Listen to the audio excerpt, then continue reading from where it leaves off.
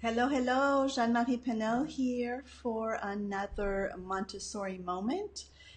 If you are here, can you give me a thumbs up that you can hear me well? I have this fancy microphone set up. So good to have you here. And I have Pat here. Oh, good. I have a thumbs up. Okay, perfect.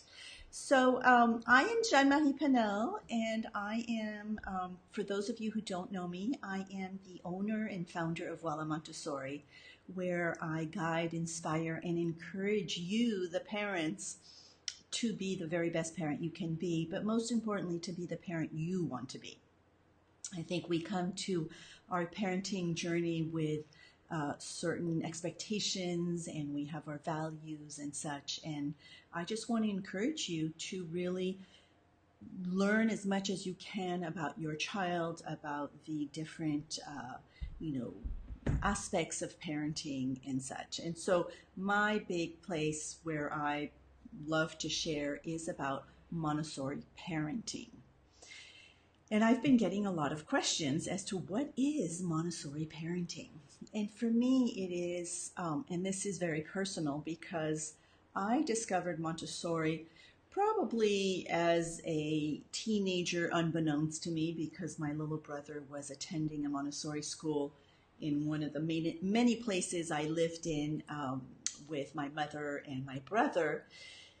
But when I was expecting my first child, so this is 24 years ago, that I picked up a book in France. I was living in Paris at the time, called L'Enfant from Maria Montessori. And in English, it is The Secret of Childhood.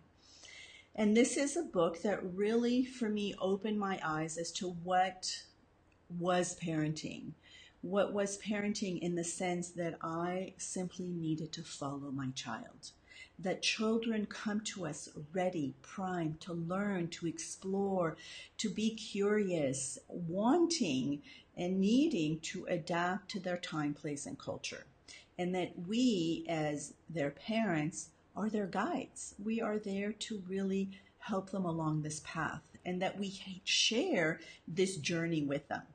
And for me, it was a real eye opening, and also just rediscovering everything through their eyes was just beautiful. And that's what I invite you to do as the parents, as the guide of your children. I like to remind parents that we are not our children's servants. We are their guides. We are not here to do things for them. We are there to show them how they can do it for themselves. We have a basic human need, which is independence, wanting to do things for ourselves. We want to explore, we are curious and such. And so our children need us to give them the tools to be able to nourish that curiosity and be lifelong learners. So that's really, in a very small nutshell, for me, what Montessori parenting is all about, is really getting the the tools and strategies to really be able to follow your child in a very respectful manner. Um, so that being said, I did want to remind all of you that my Montessori parenting membership community, so I've created a membership around this whole idea of Montessori parenting, what I just described, and really to give you all of the tools that I have accumulated over the years of my, mentoring parents all over the world. Of I speak, I've written a book, and so on and so forth. And all of this information, I've gathered it all to share it with you in this membership group. So this, I want to let you know that the doors are closing this Friday. I probably won't reopen them for another few months because I just like to focus on the members that are there. And so just wanted to let you know the doors are closing this Friday. So this is the Montessori Parenting Membership Community.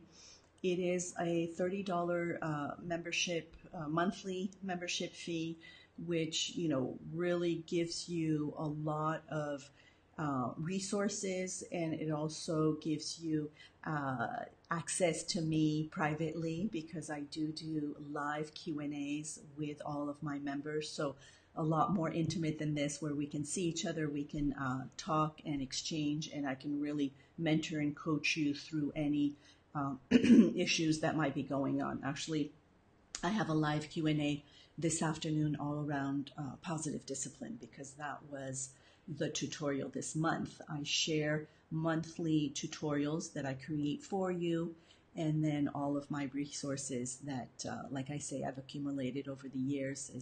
As some of you who have been following me know, I also interview parenting experts and such, so I share a lot of those as well, and invite some of them into the community. So we do have some expert guests every once in a while. So I do invite you to check that out. I will put the link down in the comments about the Montessori Parenting Membership Community. And then the other thing that I did want to share with you is that I am doing, this week, I am doing a live training called the 7 Proven Strategies for a Stress-Free Home. And I know the stress and the overwhelm is a theme that comes up a lot with parents. And so I wanted to address that and give you some strategies and some tools to be able to, for you to overcome that and let go of that overwhelm once and for all. I know it's easier said than done, but I think with the proper guidance and tools, it is possible. So that is, I did 2 live training yesterday, and I'm doing 2 more tomorrow. And I will put the link down below as well. But this is just a free live training that I'm doing. If you're not able to attend, still sign up, because I will be sending out a replay on Friday of the best of the 4. I figured I wasn't going to send out all 4, so I will just choose the one that I think I made the most sense, and that I think I answered the most questions for you. So that is tomorrow. There is, I think it is noon and 4, but this is noon and 4 my time. I'm still in Curacao. Actually, I'm still here for just a few days. So kind of a little nostalgic week this week, where I am packing up and wrapping up my time here. And I do hope to be back in the near future. But for now, I will be moving on. I'll be spending a week in Panama, which is kind of a week of transition to before I head home and dive back into some other big projects that I have going. So again, the Montessori membership community, the Montessori parenting membership community, the doors are closing this Friday. So if you are interested, please let me know, send me a message if you have any questions. Otherwise, check out the link below and sign up and come in and join us. It is a wonderful little village of like-minded parents ready to support you to be the best parent you can be. And I'm in there supporting you to be the best parent you can be. So I hope you can join me there, and then also my free live training that I will be doing tomorrow. So I see that there are some questions that have come in. Okay, so I have a question here. Mom of a 2, so almost 3-year-old son. He never been in school before. Okay. I took my son to school for the first time. He cried for 3 days. Totally normal. If he's never been in school before, that's totally normal. Only stopped when she picked him up. He told me that he doesn't want to go to school anymore. How can I help him? Would his behavior change? And for other parents out there that have younger children. So for me, if, as a 3-year-old, if you've never been in a social setting such as school, it can be, pretty overwhelming. So the way that I did it when I was welcoming children like that is that first week, we take it really slow. So I really actually just tell the parents to stay close to the school, because I might be calling them within, the next half hour, whatever. Like, I really want this to be an easy transition into school. I would not recommend dropping off an almost 3-year-old to school for a full day just like that. If that is the only option, then please, please, please take some time before that to go to the school, to meet the teachers, to spend some time. I actually would always, for new children, I would always have some one-on-one time with them in the classroom, give them a presentation or two, spend, just 20 minutes together, so that for one, when they came in, they had an activity that they could repeat. So there was that connection with the environment, which is really important. And then they already knew what to expect. They had already seen me, they had already seen the environment. And then, because of the beautiful mixed ages in the Montessori classroom, oftentimes I would ask maybe an older child if they could, be their little chaperone for that morning and such. But definitely that first week for young children, I, make sure to let work know that you might be coming in a little late or you might need to leave, depending on where you are. But it's really about letting them transition slowly. Now, some children are ready and they're going to stay there the whole morning, and I'm never going to need to call the parent. Some of them, I might, after 45 minutes, it's that's enough for them, and the next day will be longer, and the next day, and usually after 3 days it's fine. But the children crying in the morning is totally normal. I would definitely ease it in and keep at it, and let them know, maybe plan some special time right after school so that you can reconnect. But if the child is crying all morning, I have kind of a hard time with that. Like, if I don't know, I feel kind of bad, like I wouldn't let them do that. And hopefully there's a good caregiver there that is hugging them and letting them know everything's going to be okay. So hopefully that helps. Alrighty. The other one is my older son took toys from his little brother.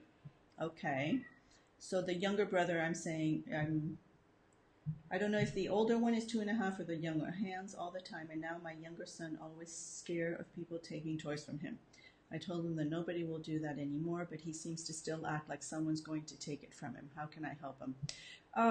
Keep on reassuring and that storytelling, and saying, your older brother was, taking toys away, and it's okay. It's just, again, storytelling. I think for me, storytelling is very important, and having them try to express the emotions that they are feeling, and then trying to, give them space so that they can play in peace without anybody coming and taking toys. But at the same time, for me, that is more important, to give the child who is whose toys are being taken away tools to say, no, you cannot take my toys away. We need to empower the victim one. We tend to want to deal with the one that is coming and grabbing, but we also need to give tools to the children to say no. That's I'm playing with that. And so we need to empower the younger child to have tools to be able to stop that from happening. I'm getting some love. Love you. Love the way you tell. So my name, I think people love the way I pronounce my name, Jeanne-Marie Paynel.